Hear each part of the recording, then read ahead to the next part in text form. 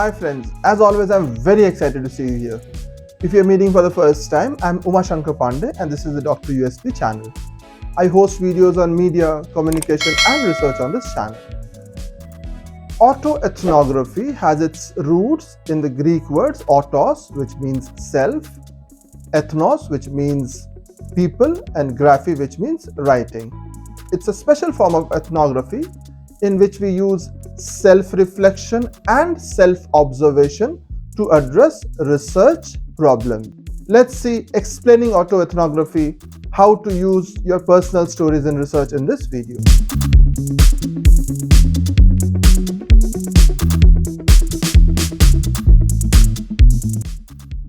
Autoethnography is different from other kinds of self-narratives because it involves a special kind of interpretation and analysis.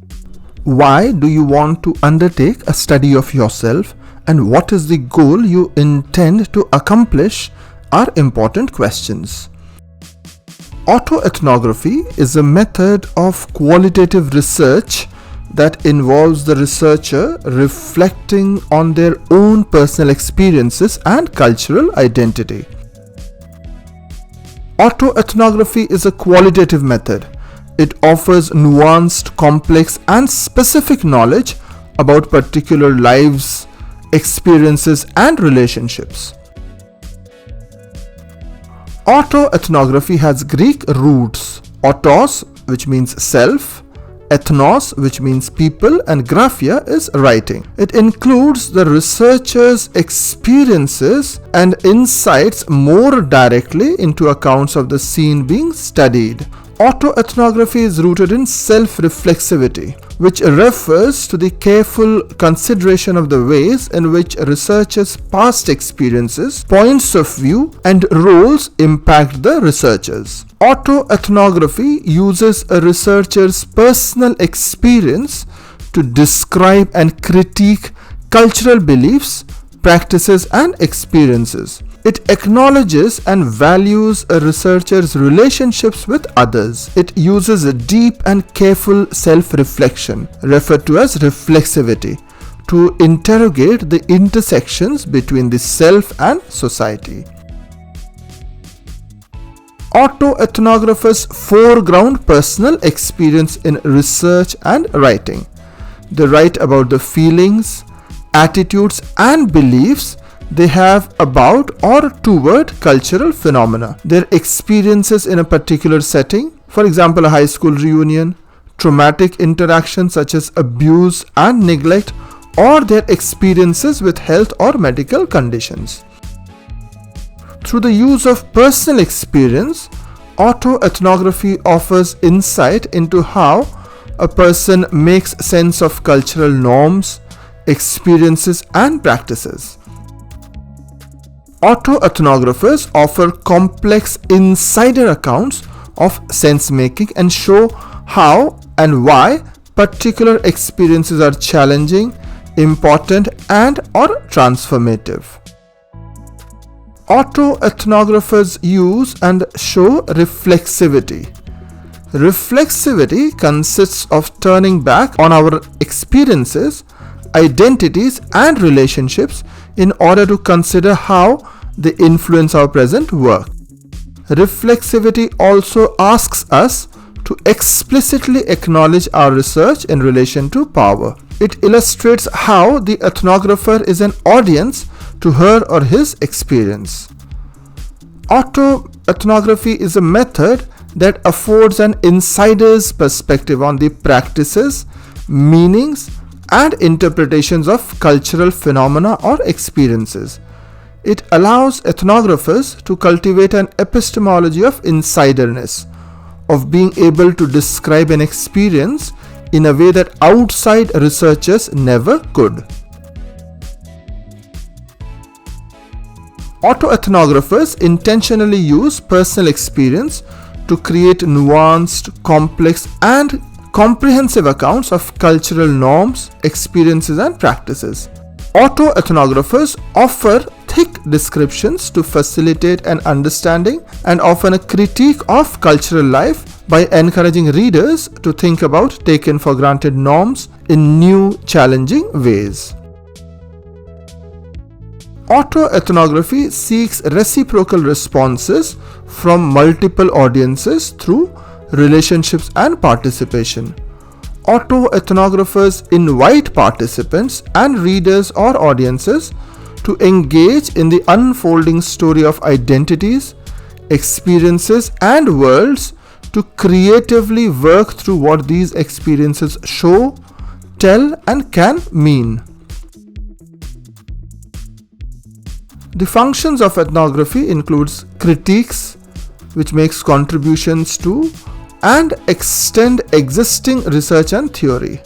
It embraces vulnerability as a way to understand emotions and improve social life. It disrupts taboos, breaks silences, and reclaims lost and disregarded voices. It makes research accessible to multiple audiences. The first step in doing an autoethnography is to choose a topic or issue that is meaningful to you and that you want to explore in more depth. The why question helps you articulate a research purpose. Why do you want to undertake a study of yourself, and what is the goal you intend to accomplish at the end of the research process?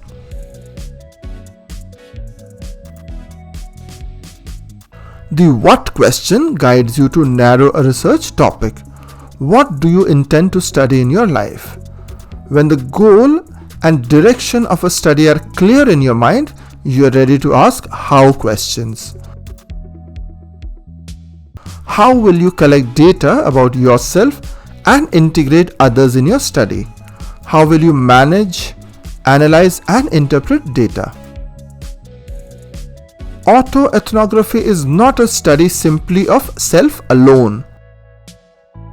Others, personally or conceptually connected to self, are often incorporated in autoethnography. Family members, friends, colleagues, and neighbors are others personally connected to self. Strangers can be connected to self through common experiences. In the data collection stage, you can create an autobiographical timeline with memorable events or experiences in the order in which they happened in your lifetime, or record the sequence of your personal and community routines. You may first consider your research focus and make a list of thematic categories relevant to your study. In trying to gain cultural perspective on yourself, you may find strategies of self-observation and self-reflection useful. Self-observational data record your actual behaviors, thoughts, and emotions as they occur in their natural contexts. Self-reflective data result from introspection, self-analysis, and self-evaluation of who you are and what you are. Interviews with others are useful for autoethnography for various reasons: to stimulate your memory, to fill in gaps in information, to gather new information about you and other relevant topics, to validate your personal data, and to gain others' perspectives on you. Selection of interview formats and question types depend on your research goals. Textual artifacts concerning you or authored by you are useful autoethnographic data. Newspaper articles, concert programs, and write-ups about you or your surroundings are a few examples. Personally produced texts are invaluable because they preserve thoughts, emotions, and perspectives at the time of recording. As data are being collected, it is not possible to determine right away which parts of data will eventually contribute to your analysis. Data organization and initial data analysis will help you discover excess and deficiency in your data. Initial data analysis begins with coding and sorting on the basis of topic commonality.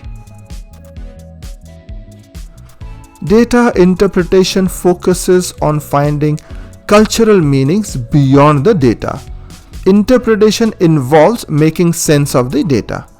The historical contexts that shape meanings of specific texts for insiders are different from those of outsiders who try to make sense of data.